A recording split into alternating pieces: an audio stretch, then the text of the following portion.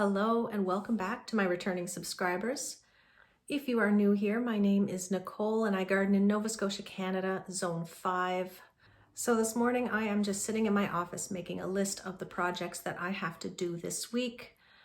And today I think I'm going to go check on my soil blocks. I do have some seeds started already for this summer's garden. If you don't know, I grow culinary herbs and fresh cut flowers. I have a few local shops and a couple farmers markets as well that I sell at. I also do a pretty successful seedling sale, and I will be opening up a flower CSA this summer as well. The flower market is pretty new to me, and this will be my second year growing on a decent scale. Now we only have less than a quarter acre of growing space outside to play with, but it is pretty surprising how much we can fit into that amount of space. So I already have started in small soil blocks, some eucalyptus and some parsley, and a few other things that I need to check on. But the eucalyptus definitely could stand to be potted up. So behind me here on my bookshelf, I've got a collection of my nicer house plants. So if you follow me over on my Instagram, then you already saw a before and after shot of this bookshelf. My Instagram, by the way, is the same name as my YouTube channel, Nicole's Garden. I post pictures there quite often, almost every day. So you can head down and check that out. So I think next I'm going to head into my seed starting room, also known as my dining room, that we do not use for dining. And I'll take you in there with me and we'll get a few jobs done. So we are in the dining room. This is where I do everything from seed starting to cuttings to potting up, dealing with house plants. You might see a little cactus right there. Those are my geranium cuttings from my last video.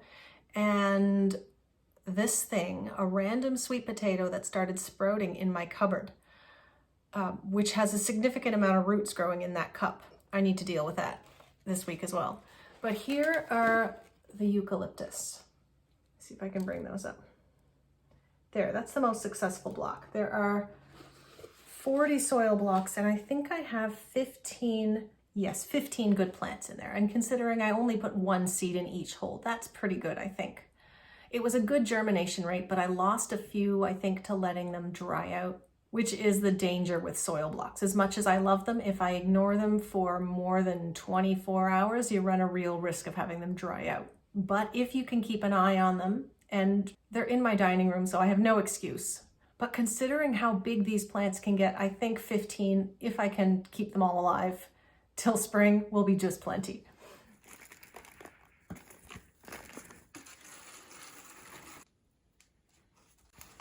All right, this is ready.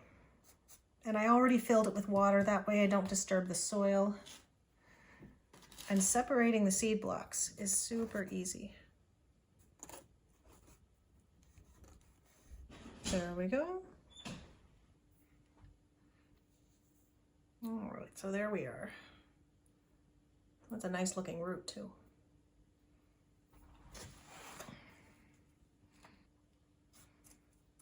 Perfect, there's one.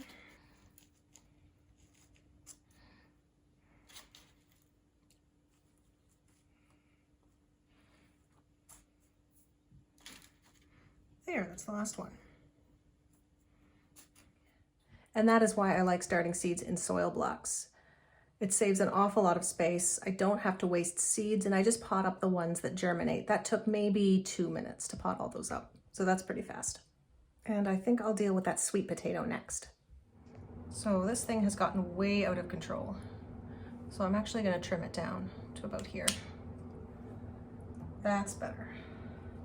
And I should add that it's the end of January and it's way too early to be sprouting sweet potato slips for Zone 5, but this thing started sprouting in the cupboard, so I'm not gonna say no to that. Those are some beautiful roots.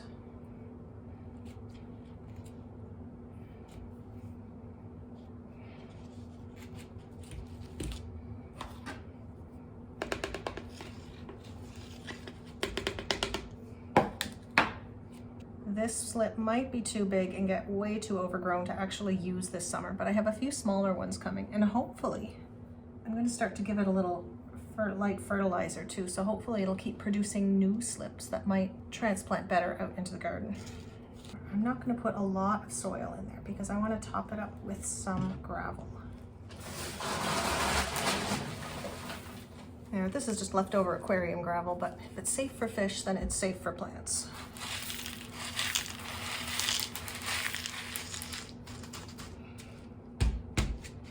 That actually looks pretty nice too. I think I am going to take off this slip and pot it up. It should come right off if I twist it. Oh. There we go. There's our slip. So we'll pot that up and see how fast that roots. Okay. I found a small pot. And when I was clipping the lower leaves off of these, I noticed a lot of little tiny baby roots starting to form along the stem. So I'm going to bury it right up to that leaf right there.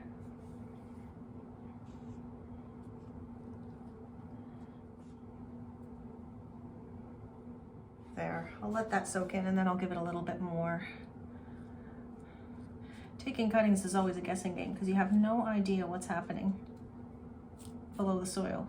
But when you start to see some new growth, then you know that it's worked. So there's hopefully a nice little sweet potato plant for the garden this summer.